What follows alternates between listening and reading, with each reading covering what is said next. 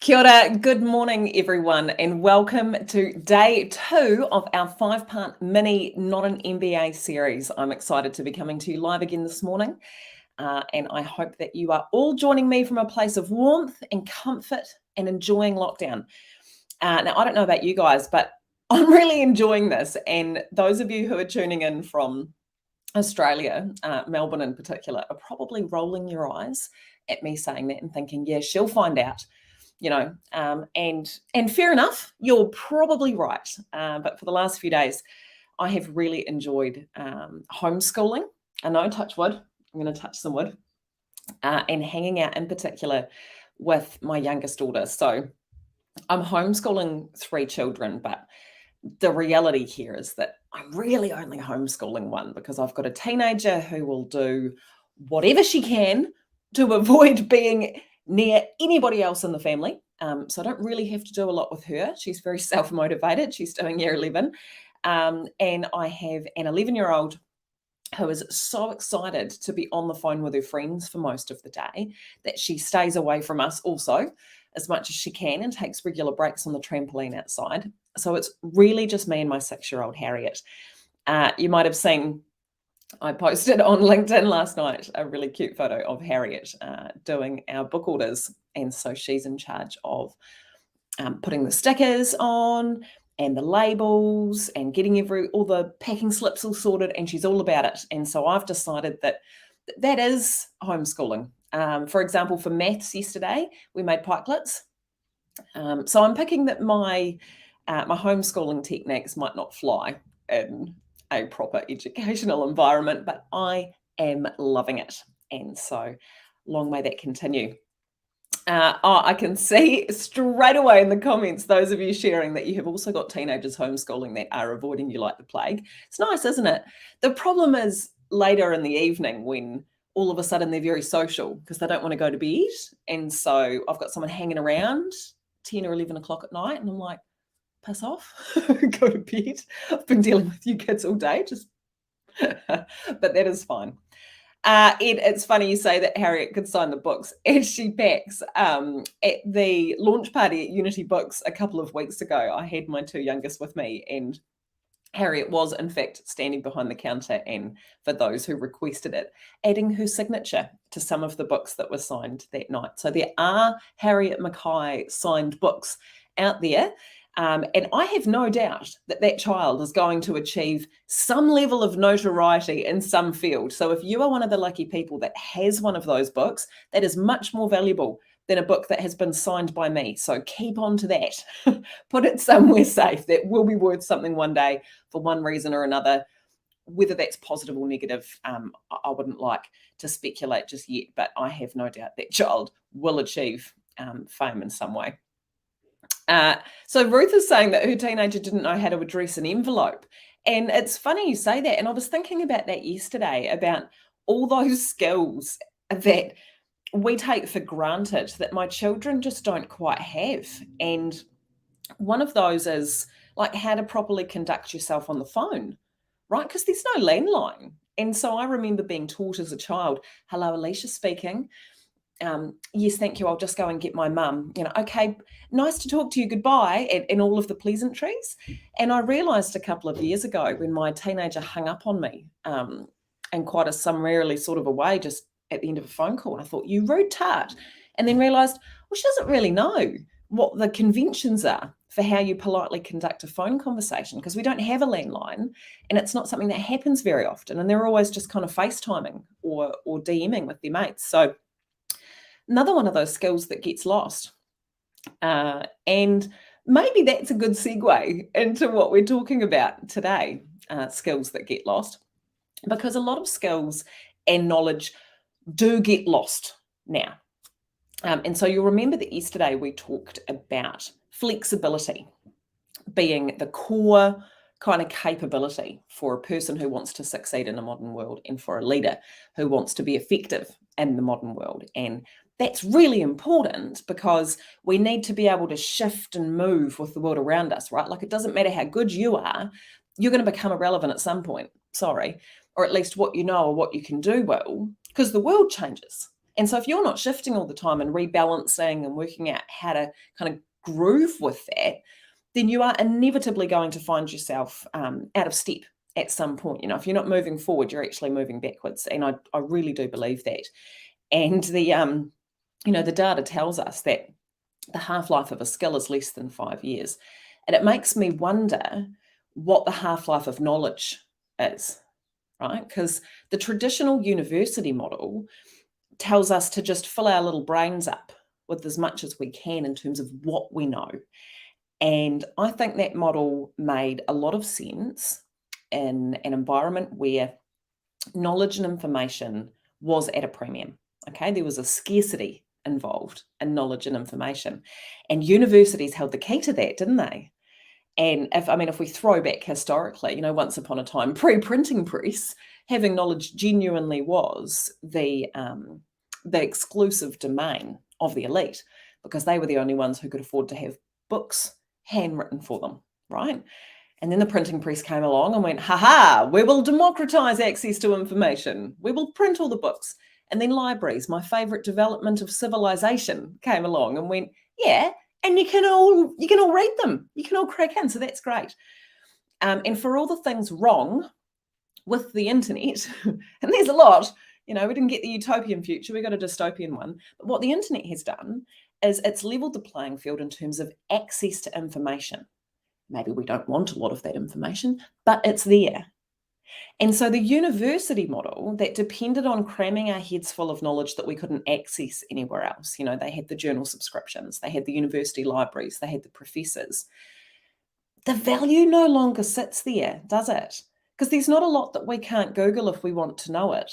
I don't know if I get through a day without Googling the answer to a question. And we might have our reservations about some of the quality and agenda of the information that's out there. And I think one of the key skills for our teenagers today, linking back to the original point, is less about searching for information. Because I remember learning to do that at school, on the old Encyclopedia Britannica, CD-ROM, and all those kinds of things.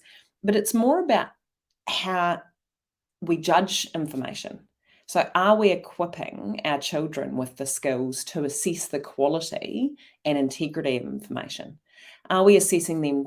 Are we giving them the skills to assess, is there an agenda here with what I'm reading? Are there things that have been intentionally omitted? All right, what is the intention of the author? Is this source reputable and credible? Should I trust this information, and what should I do with it? Those skills are significantly more important now than teaching how to find information, because we're not at a loss of finding it, right? It's everywhere. We're drowning in it. We are drowning in it. But how well and how accurately we can judge the quality and usefulness of that information, I think, is probably the key skill when we're teaching our kids how to research and learn now. But what that does is it puts the universities at a disadvantage, doesn't it? Because the value no longer lies in their holding on to the information and sharing it with you if you're lucky. And I think there was a long period of time from a professional standpoint where what you knew could be your source of value from a career point of view, and that your capacity to make good decisions or right decisions had a lot to do with how much you knew. And you knew that through experience, right? Learning the hard way, school of hard knocks.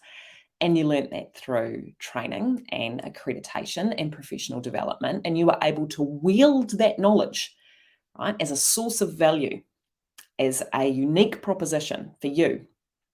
And that enabled you to take on more senior roles and more responsibility. Now, if the world is no longer about what you know, what is it about? And I would love to see in the comments your thoughts about what now constitutes somebody with good judgment or somebody who's able to make good decisions if it's not about what we know. But this reminds me very much of look, I know I quote Nicholas Taleb far too often, but he's just good, isn't he? He's just so good.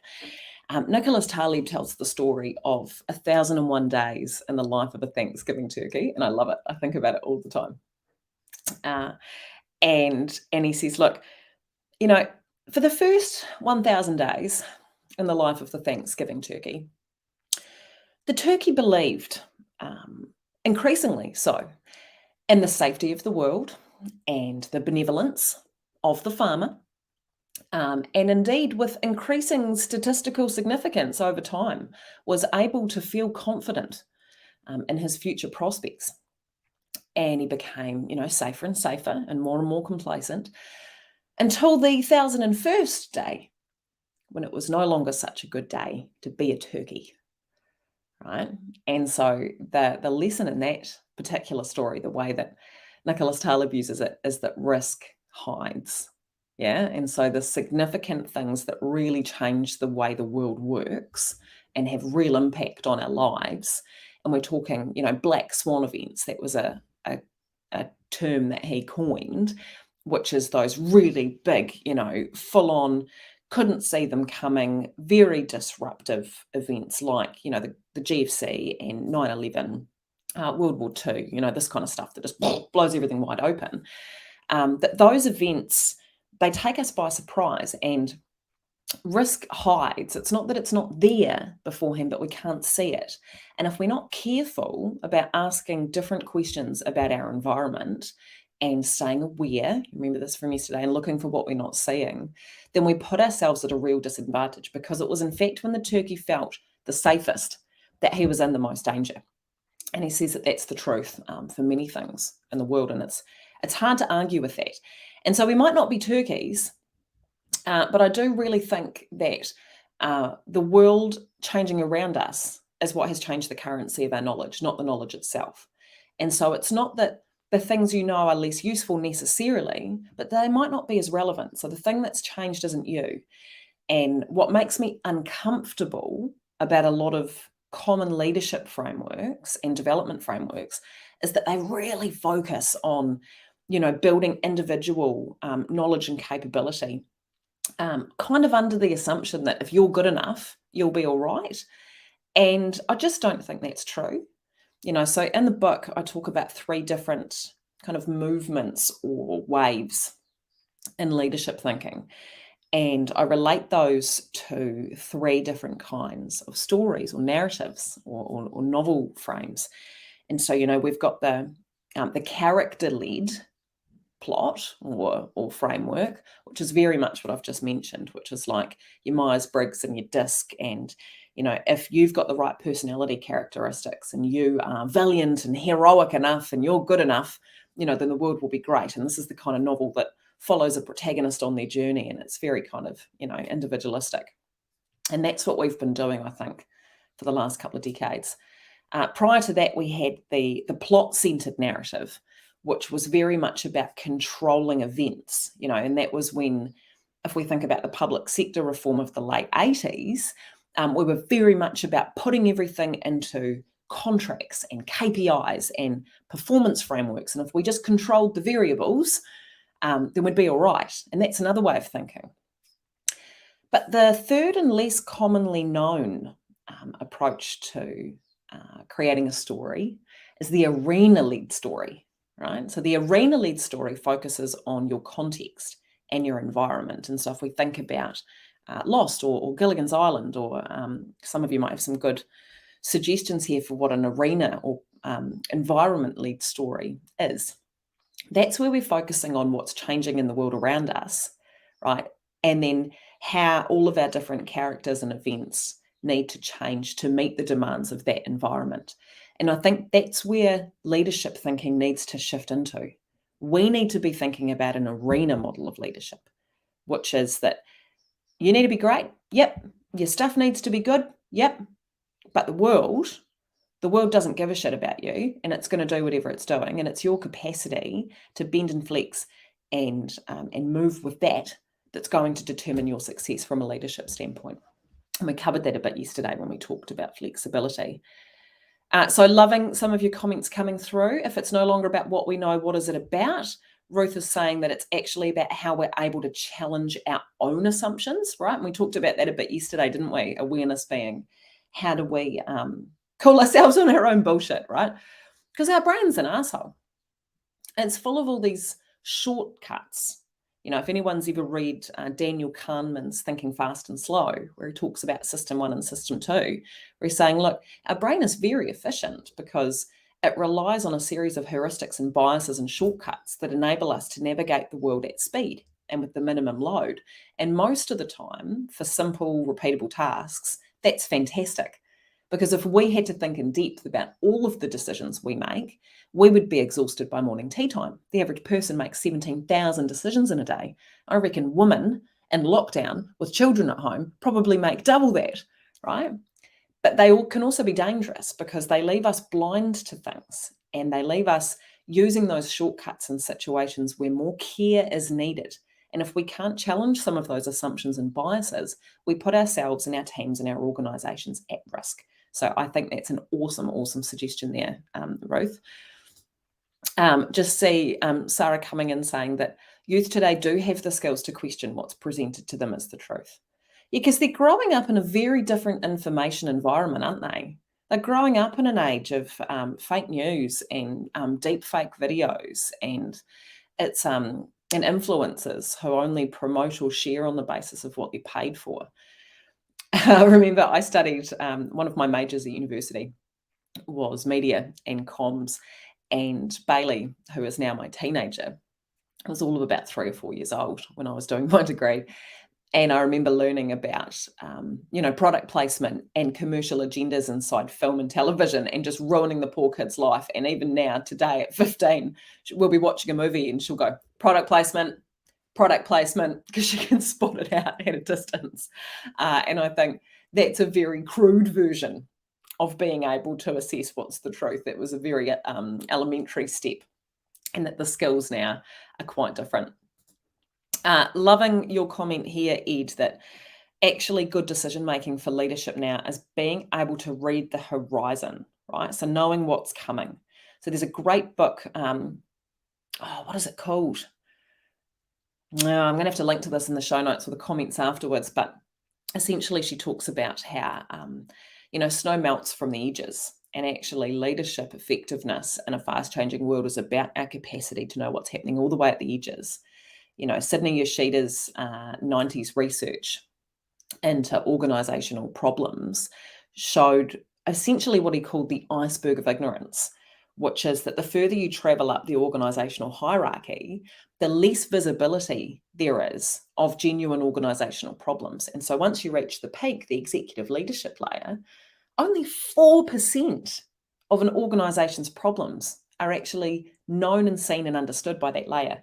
And as we track down the iceberg, middle management, supervisors, frontline staff, that number grows to the point where frontline staff are aware of 100% of an organisation's problems. They know, right? And that's not because our leaders are ignorant, but because they're facing different pressures and concerns. And so the challenge there is, how do you stay tapped in to what's happening at the bottom of the iceberg, right? How do you stay connected to what's going on? And I know a lot of leaders who just have a really plain and simple approach to that, which is just, are you out of the office at least a day a week? I know a few local government chief executives, particularly in Australia, who are awesome at just getting out and going on walkabouts, right? Going down to the swimming pool, walking through the cemeteries, talking to the groundsmen, talking to staff. There's no substitute for that direct, and I think we've really complicated that over time, where we've got pulse surveys and all this kind of stuff. And I mean, they don't go anywhere, do they? Oh, Joy, Rita McGrath. It is Rita McGrath, but it's not only The Paranoid Survive. It's called something else, that book with the snow melts from the edges, but it is Rita McGrath. Excellent spotting. Very good. That is fantastic. Brilliant reading. So if the world's no longer about what you know, and if good decision-making isn't about what you know, I think it's about how you think, right? So it's not about what you think, it's about how you think. And decision-making is one of those skills that I talked about yesterday that we often treat as quite inherent. They're an assumed skill where we go, well, good judgment. That person's got good judgment, as though that's something, maybe she's born with it. And no, it's not how that works. Good decision-making is process-led. And so something that's always stuck with me quite famously from the Stanford what is the name of that decision unit? Somebody might better chuck that in the comments. You're all very onto it. But the Stanford school that pioneered decision science as a movement, one of the key findings from there is that good decisions are not defined by their outcome. And I think that's a common trap that we fall into. We look back with hindsight and we go, well, that was actually a good decision because it turned out well. And that's a real mistake because there are lots of factors that influence outcomes and very few of them are in our control, right? So while good decision processes, when used consistently, are significantly more likely to deliver good outcomes, it's not a guarantee. Nothing is a guarantee. And if we focus on the outcomes of our decisions, and we do that, don't we, when we assess performance, whether that's at an organizational level or a team level or an individual level, when we assess it on the basis of outcomes, we get into trouble. We get into trouble because we're measuring on short-term indicators. We get into trouble because we're not sure about whether that's been driven by a perverse incentive or whether that was the result of something that had nothing to do with us, right? There's a lot of really tricky traps in there. And so what we want to be teaching people, and our leaders in particular, is what the process of making a good decision looks like and what the questions we need to be asking are at each point in that process to enable us to do that well, and then how we assess a good decision later that doesn't just look at the outcome, right? So there's some great books on this. Decisive, which is a Heath Brothers book, is an excellent book where they really nail a very, very, very simple understanding of a good process for making decisions. So they use the acronym WRAP, W-R-A-P, where they talk about stepping through a process of widening your decision frame, reality testing your assumptions, something with A and something with P. P is about preparing for disaster. I can't remember what A is. That's no good, is it? Somebody can chuck it in the chat if they know what it is. The point there isn't so much that it's about having the perfect process, but it's about having one, all right? And so when I work with leaders, I often talk about frame, space, and action, right, as being the three key components of a decision-making process. So if you're writing that down, you would have frame, space, and action, 1, 2, and 3. And so our frame, which is really important, is about locating the context of the decision that we're trying to make. What is the decision we're trying to make? And that sounds really basic, but we often don't have that conversation. And so I often walk into workshop rooms or leadership teams who are all making a different decision in their own heads because they haven't made it explicit. They just assume everyone else is on the same page, that they're all motivated by the same things. And they very rarely are. And so being very explicit about what decision we're actually making at this point in time and what it's connected to. What are the big picture outcomes that we're connected to here, right? How does this link into, is it a significant threat to or a significant contributor to the big picture outcomes that we're aiming for? And if not, should we even be having, yes, attain, it's attain distance. Well done, Deirdre, W-R-A-P, A is attain distance, right? Step back and get perspective, love it. Is this decision something that's business critical? If not, should we be making it, right? What is this actually about? What is this not about? So what are we taking off the table? So as a career facilitator, one of the most frustrating things that you need to deal with when you walk into a new environment is that people are put together to create a plan or make a decision for a specific thing. But they can't help but get tangled up in everything else, right? Because there's so many other unresolved conflicts that once we come together, we're not just trying to plan for a specific program of work. We're like, oh, but it's just the culture here is broken, isn't it? And we really need to make a decision about blah, and off they go. And they never get anywhere. They go around in circles because they haven't been very clear about defining the decision that they want to make. And, that problem definition or decision definition is something that lends itself really nicely to a framework, right? What is the big picture goal that this connects to, right? What else do we need to be aware of? What are we not seeing? What are other people doing? What's the decision that we need to make, right? We need to make those decisions ahead of time. And see here we're deciding what we're deciding about, right? Isn't that meta? And then the next step, which is about space, is deciding how we're going to decide. I know it's all very meta.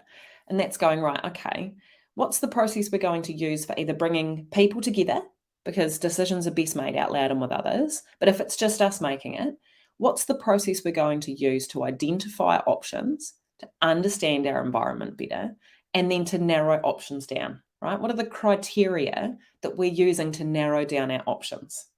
And I'm such a nerd about this, having been in decision making for such a long time, that I will use multi-criteria decision analysis for pretty much anything, which is just a really fancy word for knowing what your goals are and giving each of them a weight of importance, right?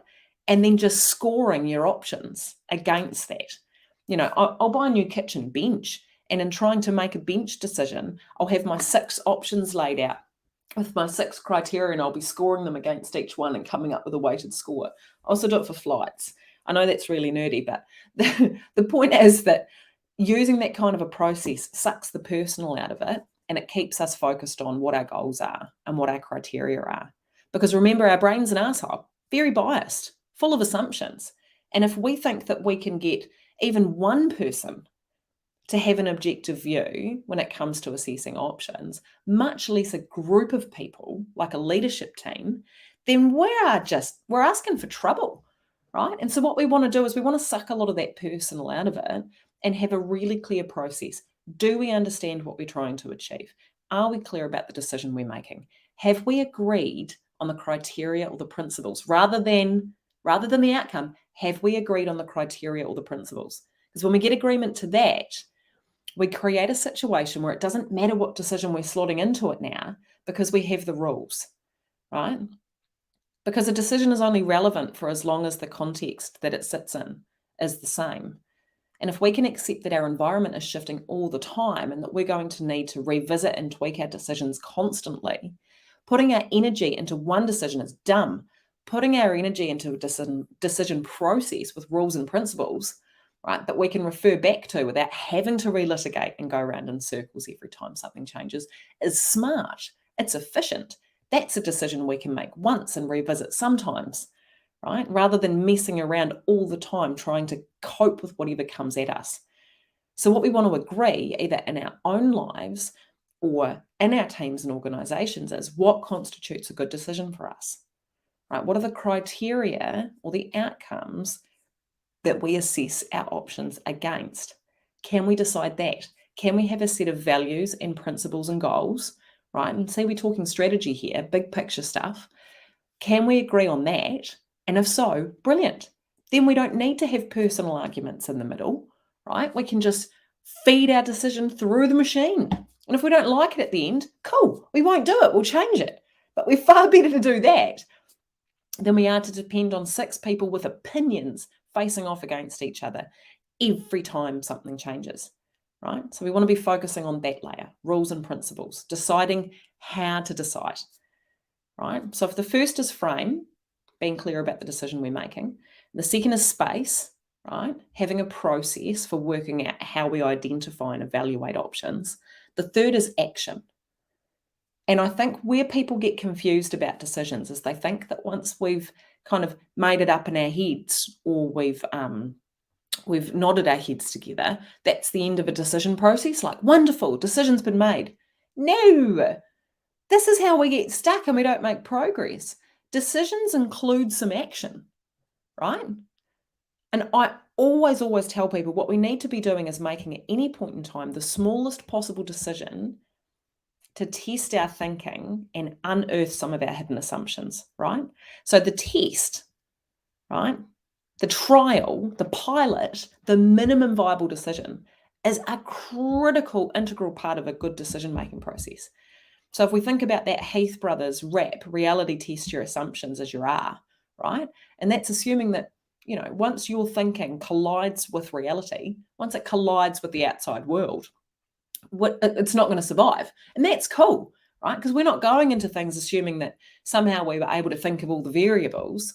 What we want to be doing in that action stage is go, right, well, let's go and find out what we didn't know, or what we didn't think of, right? Or what we underestimated, or what we overestimated. Let's give it a safe experiment, right? And so that action piece is, what's the minimum viable decision I can make here? Because the trap is, when we make big decisions, we try and do it like this. What is the 5-year version of this? What is the waterfall version of this? What is the millions of dollars version of this? Can we control all the ins and outs? No, don't try and do that. That's ridiculous. What's the smallest possible way you can test it, right? because most good decision processes are not linear, right? So I've stepped you through frame, space, action, but the reality is that we go, cool, what are we deciding? Wicked. What are our options? Great. Oh, no, hang on, that's not what we're deciding at all. All right, no, got it. All right. What are our options? How do we evaluate that? Oh, we don't agree. Yeah, it's because we got our criteria wrong. Go back. Okay. Now we're going to experiment. Oh, it turns out heaps of our assumptions were wrong. Boom, back here. And so we go like this in a decision-making process. And that's not the sign of a process that's failing. It's the sign of a process that has integrity. Yeah, because you're not just forging on for the sake of ego. You're making sure that you are remaining open to assumptions and perspective and change. Right? So good decision processes are not linear, they bounce around. But having one is what's important, and then testing it as soon as you can in the safest and smallest possible way is really, really important. So if you're thinking about a big decision that you have coming up or that you need to make, it's worth thinking, rather than what decision should I make, which is where we run to, is what matters to me here, right? What are the important criteria that I should be assessing this against? Right? What am I trying to achieve? Is my most important criteria here actually about not spending very much money? Do I just need the cheapest option? Or is it about what creates longer term value for my family or for my team? Or is it about what gets us closer to that life we've been talking about? Right? And so whatever that criteria is, get really clear on that. And the rest of it's easy. The rest of it's just running the numbers and playing the game. But if you have a big decision to make, you are far better off spending your time thinking about what's important to you in that process and how you will go about working out how you're wrong and what you need to learn than you are trying to be clear on your options. And that's where we go to, right? We just Google all our options straight away and then try and decide from that basis. But we've got nothing. We've got no sorting hat, to use a Harry Potter analogy. We've got no sorting hat. And so put your energy there. Put your energy into how you'll make the decision and what's important to you. And you find that things work a lot more smoothly. Now, I could talk about decisions and strategy and planning and decision making all day. I could do it all day. We could be here until 5 o'clock and I'd keep going because this is my favorite stuff, right? This is my bread and butter. But I don't think that's what any of you signed up for. And I suspect that Harriet, who's currently contributing in the comments, would like her mother at some point today. So I am going to wrap it there. But what I'd love from you guys in the comments, and man, this has been a quality comment thread today. So working through and looking at, we've got people adding links to the Heath Brothers decision process, right? We've got references to literature, Infinite Game, Simon Sinek, right? We've got really considered comments about human adaptability, right? This is fantastic. What I would love for you to do now in the comments, just to embed what you've thought about today, is to add what your key takeaway is from this morning's chat about decision making, right? If we accept that our ability to set direction and think and make decisions is one of 4 key leadership or personship capabilities with flexibility at the core, what is it about making decisions that you're going to take away with you today based on our session?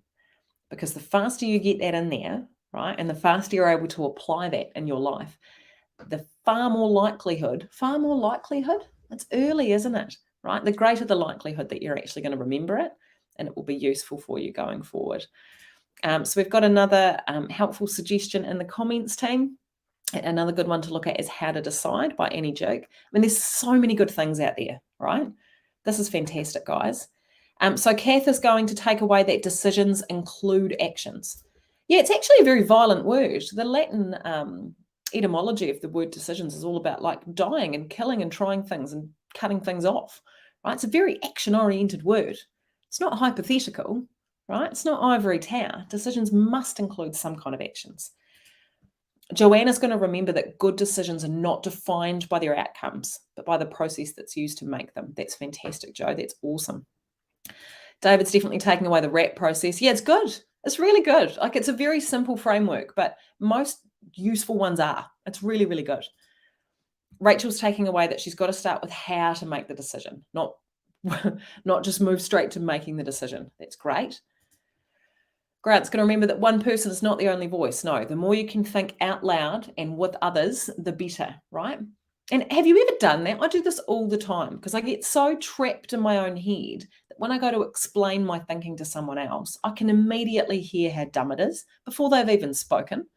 It's the reason why we read our work out loud, isn't it? As soon as we hear it collide with the world around us, we're like, oh yeah, no, it's no good. That's fantastic.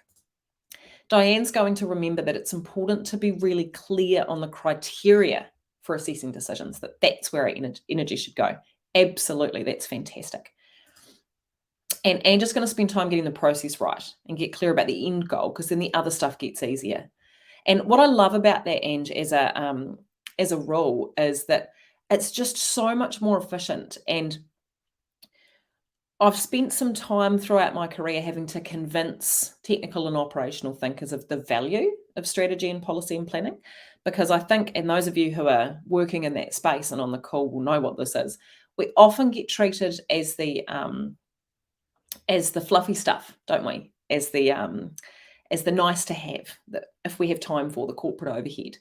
Whereas the reality is that time invested there makes everybody's job easier. And if we can get everybody on that same level, then everybody's jobs become a lot easier. Our money is spent better. Our time is spent more effectively, right? So when we get the process right and we're clear about our outcomes, everybody wins, right? Not just the policy people. Sarah's going to remember to start with the melting iceberg. Yeah, what's going on at the edges, right? Not just what's right in front of you, because most of what we can see is just what we can see, right? And so if we walk around all the time assuming that there is so much more going on that we don't understand and make an effort and stay curious to understand that, right? And you'll notice as we move through the week that we keep pulling on those core themes from yesterday. There's a reason flexibility is at the core. That constant awareness, absolute agency, resilience all the time comes through as a common thread in each of these capabilities. And there is nowhere that awareness is more important than decision making. So that is fantastic. Oh, Ruth, I love this. And this is a great one to close on. Don't regret a decision made in the past when the situation has now changed.